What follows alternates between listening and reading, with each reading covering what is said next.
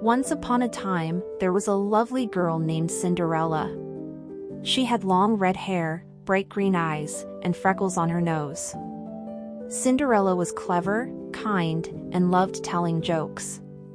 However, Cinderella was very unhappy. Her parents had passed away, and she lived with her mean stepmother and two stepsisters. Despite living in a big house, they were quite poor.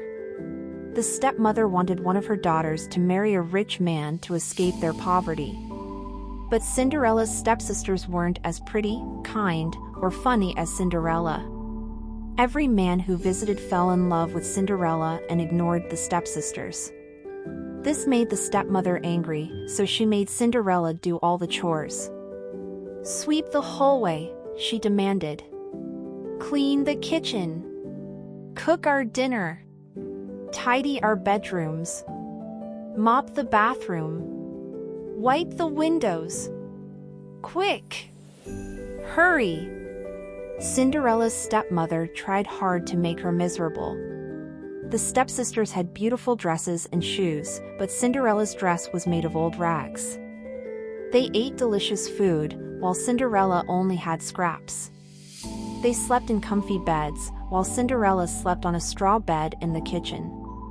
Cinderella's only friends were the animals. Every evening, she sat by the fireplace, telling jokes to the mice living in the wall and talking to the cat. "Things will get better one day," she told the cat. "Meow," replied the cat. One day, while Cinderella was picking pumpkins, a letter arrived. It was an invitation to the king's summer ball. The stepmother and stepsisters were excited. "The prince will be there. He is so handsome and rich. He needs a wife." The stepsisters spent weeks preparing, buying new dresses, shoes, and handbags.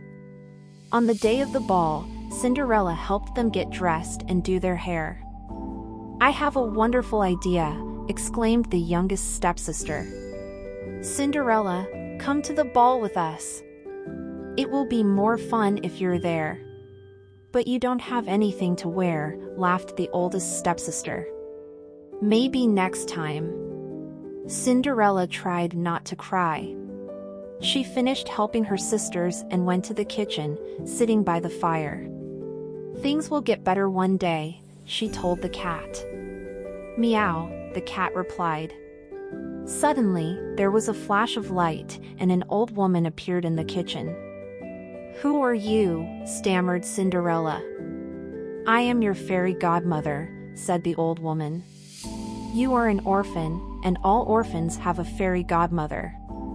The fairy godmother stroked the cat. "This cat tells me how kind you are. Today is the day things get better, Cinderella. You are going to the king's ball. Fetch me a pumpkin." Cinderella ran to the garden and brought a big pumpkin. The fairy godmother touched it with her wand, and it turned into a golden carriage. "Come here, little mice," she called. The mice turned into 6 beautiful horses to pull the carriage. "But I don't have a dress," said Cinderella. "Stand still," said the fairy godmother. She waved her wand, and Cinderella's rags turned into a spectacular silver dress with beautiful glass shoes. "Now go to the ball. But you must be home by midnight. When the clock strikes 12, your dress will turn back into rags, and your carriage will be a pumpkin again." With another flash, the fairy godmother disappeared. "I'm going to the ball," said Cinderella. "Meow," said the cat. At the ball, the prince was bored until Cinderella walked in.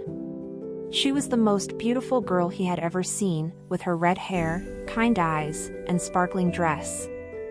The prince asked her to dance, and they danced all evening. They laughed at each other's jokes and had a wonderful time. But Cinderella lost track of time. Dong, dong, dong. "Oh no! I have to leave," gasped Cinderella, running out of the ballroom. "Don't go! I don't even know your name," shouted the prince. But Cinderella was already gone, leaving behind one of her glass shoes. When she reached the bottom of the stairs, the clock struck midnight. Her dress turned back into rags, and her carriage turned into a pumpkin. "Drat," said Cinderella. The prince, holding the glass shoe, asked, "Did you see where that beautiful girl went? I must find her." Cinderella shook her head, and the prince continued his search. Cinderella walked home. 3 weeks later, the prince, unable to forget her, sent a messenger with the glass shoe to find its owner. The messenger visited every house. Finally, he arrived at Cinderella's house. The stepsisters tried the shoe, but it didn't fit. The stepmother claimed it was hers, but her foot was too long. The messenger insisted Cinderella try. She put her foot into the glass shoe, and it fit perfectly. "It's my shoe," she said quietly. The messenger took Cinderella to the palace. She was still in her dirty clothes and felt ashamed. The prince took her hand. "Miss, please look at me," he requested kindly. When she did, he recognized her kind, green eyes. They married the next spring and spent their lives laughing at each other's jokes.